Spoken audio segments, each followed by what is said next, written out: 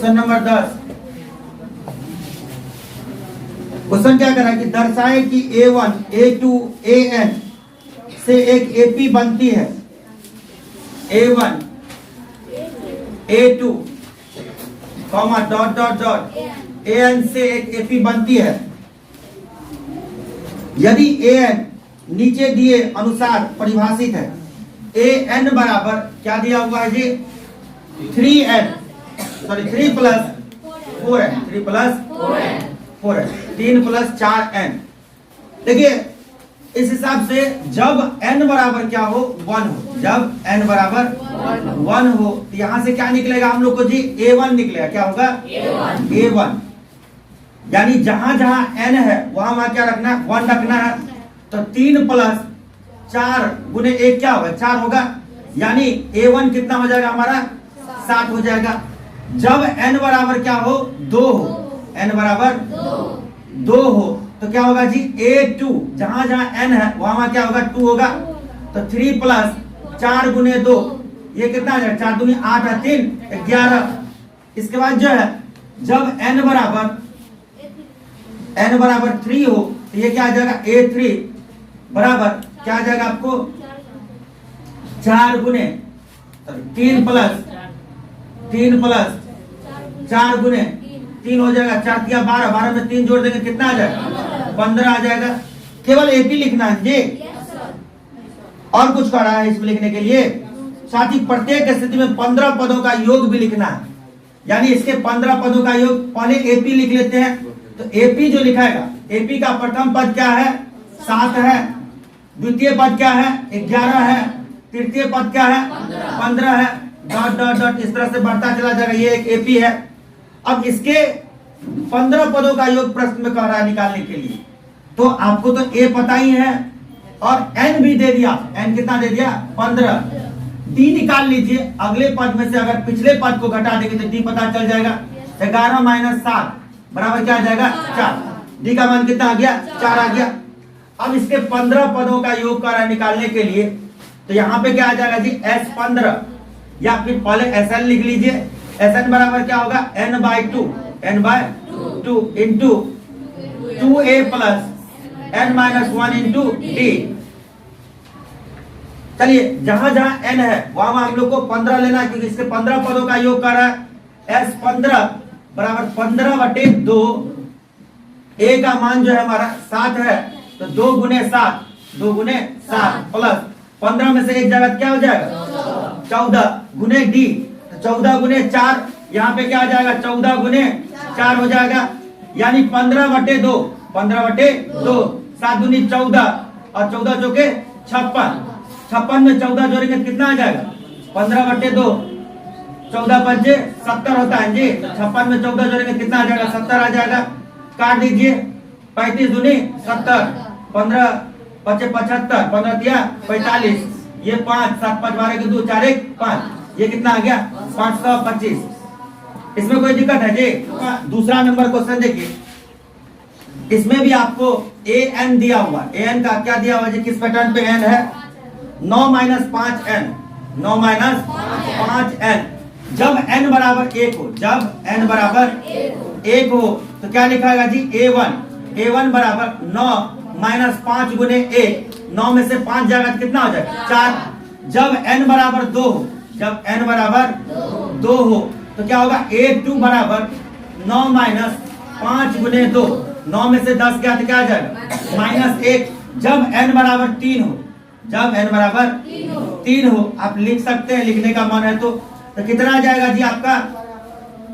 कितना आ जाएगा? ये A3 बराबर क्या आ जाएगा? 9 माइनस 5 गुने कितना आ जाएगा? 3। 9 में से 15 जाएगा क्या आ जाएगा? -6। अब 15 पदों का योग कर रहा है क्वेश्चन में आगे निकालने के लिए। तो A15 साथ साथ ही लिख लेते हैं। जब n बराबर क्या हो जी? 15। जब n बराबर क्या हो? 15 हो। A15 बराबर क्या आ जाएगा? 9 माइनस 5 गुने 15 5 गुने 15। इसका मतलब है 9 माइनस 15 पचे 75 15 पचे 75। 75 में से 9 जाएगा कितना हो जाएगा जी? माइनस कितना होगा? 66 -66। अब लिखिए S15 क्या लिखेंगे?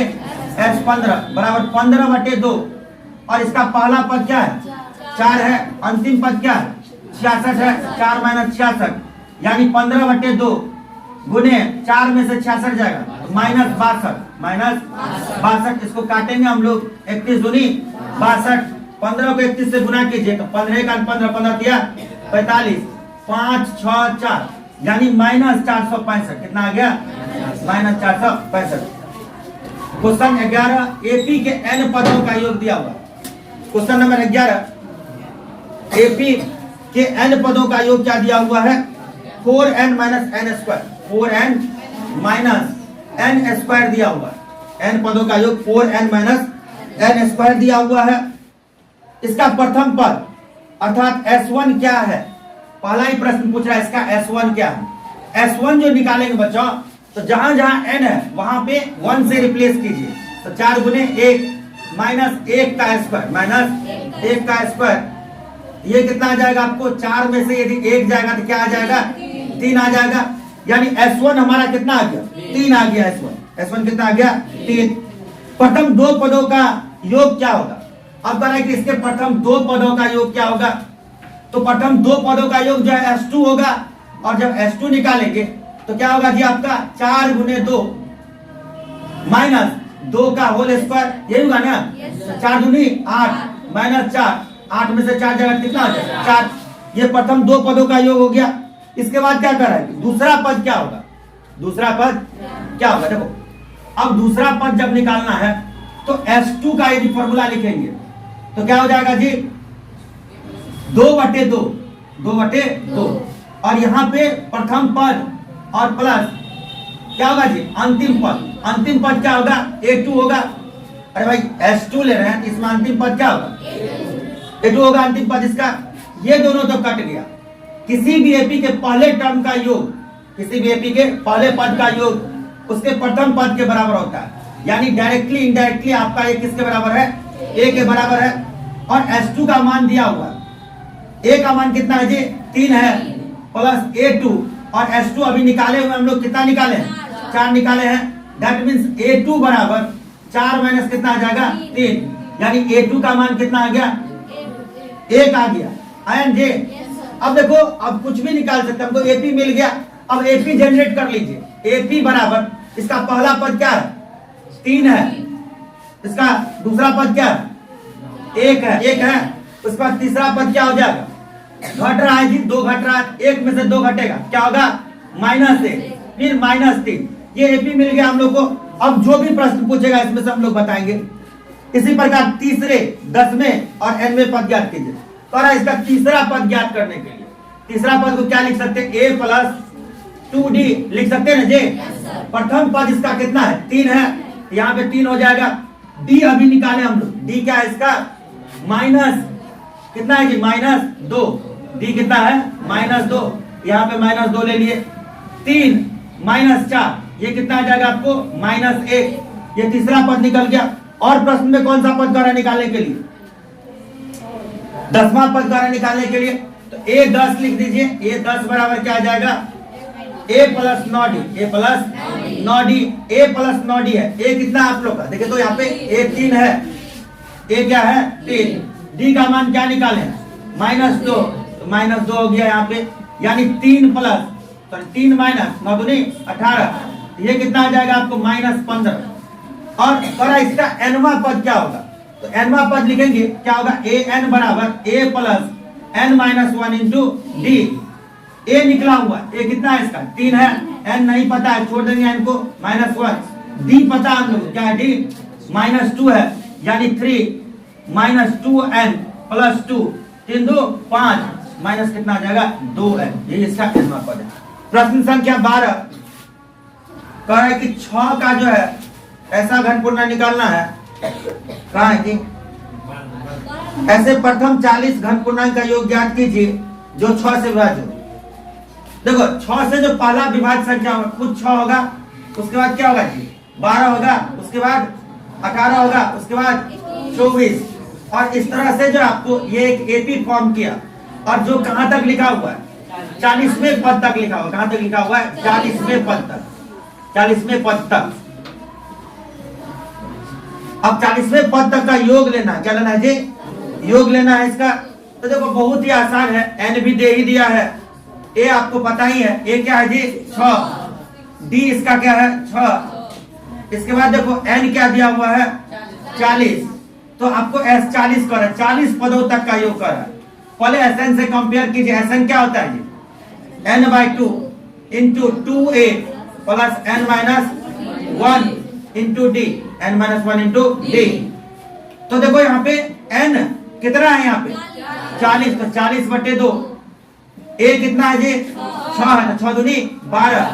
40 में से एक जाएगा, कितना हो जाएगा? 39। और d भी कितना है? 6। इसको काटेंगे तो 20 दूनी 40, यानी 20 गुने 12 प्लस 9 के 54 के 4, हाथ में कितना रहा? 5, 36 18 5 23, 234। गुना कीजिए 20 गुने 4 2 6 3 1 4, 246। 6 दूनी 12 के 2, हाथ में 1, 4 दूनी 8, 1 9, 2 दूनी 4, 4920। प्रश्न संख्या 13, 8 के प्रथम 15 गुणजों का योग।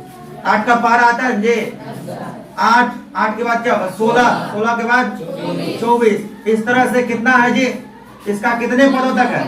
15वां पद। यहाँ पे क्या होगा? इसका 15वां पद होगा। देखिए इसके 15 गुणजों का योग करा है, ए बराबर क्या होगा? ए बराबर क्या होगा? 8। डी निकालेंगे तो डी भी कितना होगा? इसका 8 होगा। एन दिया हुआ है 15, एन कितना है? 15। एस एन निकालना है, एस 15 निकालना है। तो देखो सबसे पहले एस एन लिखो। एस एन का सूत्र क्या होता है जी? n/2 into 2a plus n-1 into D. n है आपका 15, तो 15/2। a का मान क्या है? 8, 8 दूनी 16। 15 में से एक चला जाएगा तो 14। और d का मान क्या है? 8 है। 15/2 गुने 16, 14 8 कितना हुआ जी? 112। 15/2 और जोड़िए इसको, 6 2 8, 1 1 2, और क्या होगा? 1, 128। इसको काटेंगे तो कितना मरतबे कटेगा? 64 दूनी 128। 64 को 15 से गुना करो, 15 चौके 60, 15 छके 90, 0 6 9। ये कितना आ गया आपको? 960। यानी 8 के जो प्रथम 15 गुणज होंगे उनका योग कितना होगा? 960। प्रश्न कर रहा है 0 से 50 के बीच विषम संख्याओं का योग ज्ञात कीजिए। 0 से 50 के बीच 25 जो है सम संख्या होगा और 25 विषम संख्या होगा। यानी देखो पहला जो विषम संख्या है वह कितना होगा? 1, फिर 3, फिर क्या? 5। इस तरह से जो है कुल विषम संख्याओं की संख्या जो होगा 25 होगा। क्या होगा जी? 25। यानी इसका जो प्रथम पद है वह क्या है? 1 है। सारवंतर डी जो निकालेंगे, अगले पद में से पिछले पद को घटा दीजिए, 3 में से 1 चला जाएगा, क्या आ जाएगा? 2 हो जाएगा। अब देखो इस तरह के विषम संख्याओं की संख्या जो है वह 25 होगा, यानी ये 25 हो गया। यहां तक में कोई दिक्कत है? इसी 25 पद का कह रहा है कि योग निकालने के लिए। एक बात और देख लीजिए, लास्ट जो बचा 50 के पास में जो विषम संख्या होगा वह क्या होगा? हमारा 49 होगा। यानी यहां से एक बात और पता चल गया हम लोग को कि A25 जो है या AN जो है, A25 कितना है जी? 49 है। A25 49 है। अब देखिए हम लोग SN का सूत्र लगाएंगे, n/2 A plus AN, A plus AN। इस हिसाब से यदि लिखेंगे तो यहाँ पे कितना आ जाएगा जी? S25, n के जगह जहां जहां n वहां 25 से रिप्लेस कीजिए तो 25/2। A का मान क्या है? 1। और आपका जो अंतिम पद है वो कितना है जी? 49। यानी 25/2 गुने 50, 25/2 गुने 50। इसको काटिएगा कितना मरतबे कटेगा? 25 मरतबे। 25 को 25 से गुना कीजिएगा, कितना आ जाएगा? 625। यानी 0 से 50 के बीच विषम संख्याओं का योग जो है वो कितना है? 625। किसी ठेके में एक निश्चित तिथि के बाद कार्य विलंब से पूरा करने के लिए जुर्माना लगाने का प्रावधान इस प्रकार है कि पहले दिन 200 रुपया, दूसरे दिन 250 रुपया, तीसरे दिन 300 रुपया। देखो पहला दिन जो है उसको कितना रुपया लगेगा जुर्माना? 200 रुपये का। दूसरा दिन 250 का, तीसरे दिन 300 का जुर्माना लगेगा। अब देखिए इस तरह से वह काम कितने विलंब से करता है? 30 दिन विलंब से करता है। कितना दिन? 30 दिन विलंब से, यानी उसको 30 बार फाइन लग गया। कितने बार फाइन लग गया? 30 बार। पहला दिन जो फाइन लगा वो कितना था जी? प्रथम पद कितना होगा? ये क्या है? एक एपी बन गया। तो प्रथम पद क्या है? 200। इसके बाद जो इसका सारवंतर दिया ही हुआ है किताब में, 250 माइनस 200, ये कितना आ जाएगा आपको? 50 आ जाएगा। अब 30 दिन लेट से किया, यानी एन जो है कितना होगा जी? 30। अब 30 दिन में कितना पैसा चुकाया उस चीज को निकालेंगे। एसएन का फॉर्मूला लगा लीजिए, उससे कंपेयर कर देंगे। n/2 2a plus n minus 1 into क्या आ जाएगा आपको? d आ जाएगा। n का मान क्या है? 30, 30/2। a का मान क्या है? 200, तो 200 दूनी 400, 400 plus n minus 1 into d, यानी 30 में से एक जाएगा कितना हो जाएगा? 29 और गुने 50। यहाँ तक में कोई दिक्कत है? इसको काटो, 2 1 काटो, 15 दूनी 30, ये कितना आ गया आपको? 15 गुने 400 प्लस 9 5 45 के 5, 9 5 45 के 5, 9 5 45 के 5, हाथ में 4, 2 5 10 4 14, यानी 1450। 15 गुने 1850, 15 गुने 1850। कोई दिक्कत नहीं यहाँ तक में जी? 15 5 75, 15 8 120, 15 1 15, 5 7 7 2, यानी 27,750 रुपया उसको फाइन लगा। 27,750 रुपए का जुर्माना देना पड़ा। देखिए, किसी स्कूल के विद्यार्थियों के उनके समग्र शैक्षणिक प्रदर्शन के लिए जो है 7 नगद पुरस्कार रखे गए। कितने नगद पुरस्कार? 7 नगद पुरस्कार। मान के चलो कि नगद पुरस्कार जो है A1, पहला पुरस्कार A1 होगा, दूसरा पुरस्कार A2 होगा, तीसरा पुरस्कार A3 होगा। इस तरह से कुल मिलाकर के कितने पुरस्कार हैं? 7 पुरस्कार है। कितने पुरस्कार है जी? 7 पुरस्कार। और क्या कर रहा है कि इन पुरस्कारों का जो योग है, इन पुरस्कारों का योग, यानी कुल पुरस्कार राशि जो है S7 सातों को मिला करके 700 रुपया। कितना जी? 700 रुपया का पुरस्कार दिया जाता है। और ये कहा जा रहा है कि प्रत्येक पुरस्कार, जो प्रथम पुरस्कार जैसे जो भी होगा उससे कम होगा अगला पुरस्कार, यानी डी दिया हुआ है -20। डी क्या दिया है? -20। यदि हम लोग S7 लिख रहे हैं तो हम लोग क्या लिख सकते हैं जी? या A7 दिया तो नहीं है A7, इसको A7 लिख लीजिए पहले। A7 बराबर क्या होगा? सूत्र इसका A + 6D, A + 6D, यानी A7 बराबर A + 6 गुना -20 हो जाएगा। A7 बराबर A - 20 छके 120, 20 छके 120। इसमें कोई दिक्कत है जी?